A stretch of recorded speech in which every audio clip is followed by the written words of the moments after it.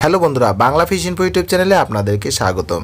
বন্ধুরা, মাছ চাষ করতে গেলে অনেক বড় বড় সমস্যা, ছোট ছোট সমস্যা হয়েই থাকে। এর মাঝে একটি সমস্যা রয়েছে, সেটি হচ্ছে পুকুর পাড় ভেঙে যাওয়ার সমস্যা। এই সমস্যাটিতে ভোগেননি এমন লোক খুঁজে পাওয়া একেবারেই মুশকিল, একেবারে খুঁজে পাওয়া যাবে না যিনি এই সমস্যায় ভোগেননি। আর এই পাড় ভাঙা নিয়ে ওনাদের কিন্তু বেশ একটা বড় খরচাও হয়ে থাকে, কারণ প্রতি বছরই দেখা যায় যে পুকুরগুলো ভালোভাবে মেরামত করার প্রয়োজন পড়ে, যার ফলে পুকুর ভাঙার কারণে চাষিদের মোটা অঙ্কের একটা টাকা সেই পুকুর পাড় মেরামতে দিয়ে দিতে হয়। শুধু তাই নয়, পাড় ভাঙার পরেও যে সমস্যাটি দেখা যায় সেটি হচ্ছে ইঁদুর। অনেক সময় আমরা দেখি যে পুকুরের পাড়ে ভাঙার ফলে ইঁদুরগুলো সেই পাড়গুলোতে এসে গর্ত খুঁড়ে দিচ্ছে। গর্ত খুঁড়ে দেওয়ার ফলে যখন আমাদের পুকুরের জলের লেভেলটা একটু বেড়ে যাচ্ছে, সেই গর্ত দিয়ে জল বাইরে চলে যাচ্ছে এবং মাছও তার সঙ্গে সঙ্গে বাইরে চলে যাচ্ছে। অনেক সময় সেই জলের সঙ্গে বাইরে থেকে অনেক ধরনের মাছ চলে আসে, রাক্ষসে মাছ, যেগুলো আমাদের মাছ চাষে অনেক বড় ধরনের ক্ষতি করে থাকে। আর যার ফলে আমাদের বেশ বড় একটা মোটা অঙ্কের ক্ষতি হয়ে থাকে। আর এই ক্ষতির কারণে চাষিরা অনেক টেনশনে ভুগে থাকেন, অনেক সমস্যায় পড়ে থাকেন, অনেক টেনশন করেন। আর এই সমস্যার সমাধানের জন্য বাইপাস কম খরচে কিছু বুদ্ধি আমরা সাধারণত বের করে থাকি। যেমনটা ধরুন যে পাড় মেরামতের জন্য আমরা দেখি যে বিভিন্ন ধরনের প্লাস্টিক ব্যাগ ব্যবহার করি, এগুলোতে মাটি ভরে দিয়ে সেই পাড়গুলোকে রিপেয়ার করার চেষ্টা করি। আদৌ কি সেই পাড়গুলো কি পার্মানেন্ট কোনো রিপেয়ারিং করতে পারি? না, মোটেই না। আমরা যখন পাড়গুলো রিপেয়ার করি, হয়তো কিছুদিন পর আবার দেখা যায় যে সেই প্লাস্টিকের যে ব্যাগগুলো রয়েছে সেগুলো ফেটে গেছে, নষ্ট হয়ে গেছে, যার ফলে পুনরায় পুকুর পাড়গুলো আবার ভেঙে ভেঙে পড়তে থাকে। তবে এইভাবে যদি চলতে থাকে তাহলে প্রতি বছরই আপনার বড় ধরনের একটা লস এখানে হয়ে যেতে পারে, বা বড় ধরনের একটা খরচা আপনার পুকুর পাড়ের পেছনে হয়ে যেতে পারে। তবে আপনি চাইলে এই সমস্যা থেকে সমাধান করে নিতে পারেন।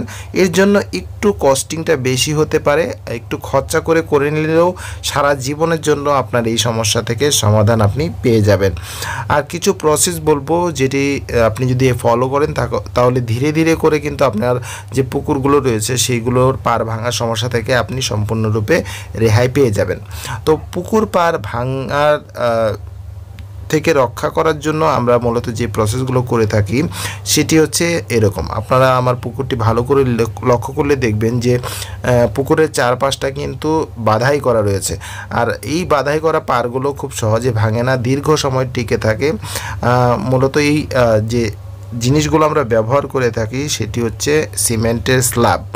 এগুলো তৈরি করেছি আর এগুলোকে সেট করে দিয়েছি যাতে করে পুকুর পাড়গুলো না ভাঙে। তবে এগুলো সেট করার পরে একটু খুঁটির সাহায্যে এগুলোকে ভালো করে আটকে দিতে হয়। বছরে 1 থেকে 1.5 বছর পর পর প্রায় 2-4টা করে খুঁটি কিন্তু এখানে মারতে হয়। তবে এটারও কিন্তু সমাধান রয়েছে। সেই পার্মানেন্ট সমাধানটুকু আমি আপনাদের বলছি। তার পূর্বে আপনি এই পুকুরটিকে দেখুন। এই পুকুরের এই যে ডান দিকে পাড়টি রয়েছে এটিতে কোনো স্ল্যাব লাগানো নেই, যার ফলে প্রত্যেক বছর এই পুকুরে পাড়টা ভাঙার ফলে পুকুরে প্রচুর কাদা সৃষ্টি হয়। এই পুকুরে মাছের গ্রোথ কম হয়, সঙ্গে সঙ্গে অ্যামোনিয়া বা গ্যাসের সম্ভাবনাটা অনেক বেশি থাকে। এখন এখানে একটি জিনিস দেখতে পাচ্ছেন, এক সাইডে পারে স্ল্যাব লাগানো রয়েছে, আরেক সাইডে নেই। এমনটা কেন হয়েছে? আসলে এই স্ল্যাবগুলো বানাতে বেশ খরচা হয়ে থাকে, বেশ একটা বড় রকমের অ্যামাউন্ট আপনার চলে যাবে। তো একবারে যদি আপনার বেশি পুকুর থাকে সেক্ষেত্রে অনেকগুলো স্ল্যাব বানানো অনেক টাকা খরচার বিষয়। আমাদের বিষয়টা হচ্ছে এমনই যে একবারে সমস্ত কাজগুলো করা সম্ভব হয় না এত বড় অ্যামাউন্টের কারণে।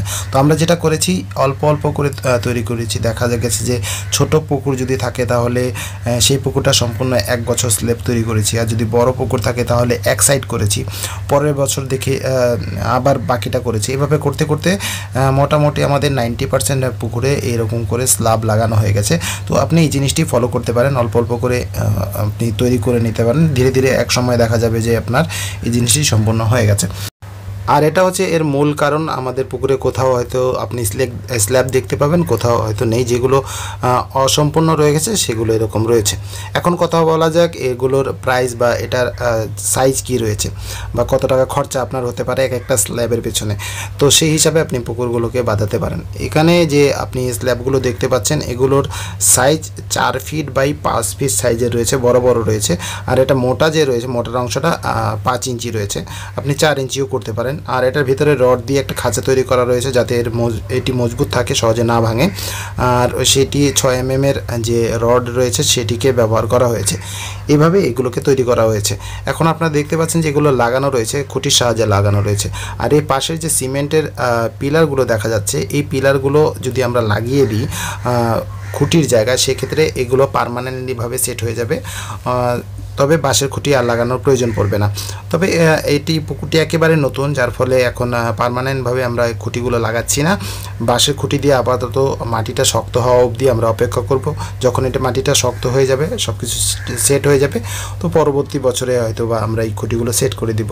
এতে করে একদম পার্মানেন্টলিভাবে এই পাড়টা থেকে যাবে, পাড়টা ভাঙবে না, এবং প্রত্যেক বছরে খরচার হাত থেকে কিন্তু আমরা আমাদের পুকুরকে বাঁচিয়ে নিতে পারবো। তো এই ছিল বিষয়বস্তু যেগুলো আমি আপনাদেরকে বলেছি। আপনারা চাইলে এই জিনিসটি ট্রাই করতে পারেন, ধীরে ধীরে করুন, আস্তে আস্তে করুন, সময় নিয়ে করুন, কোনো সমস্যা নেই। নিজের যদি পুকুর থাকে আস্তে আস্তে পার্মানেন্টলিভাবে এটা করে নিতে পারেন। তো এই ভিডিওটি আশা করছি যে আপনাদের হেল্প করবে, আপনার কিছু খরচা বাঁচাবে। হয়তো প্রথম দিকে আপনার কিছু খরচা হয়ে যেতে পারে, পরবর্তীতে হয়তো এটি বড় ধরনের খরচা আপনার বাঁচিয়ে দেবে।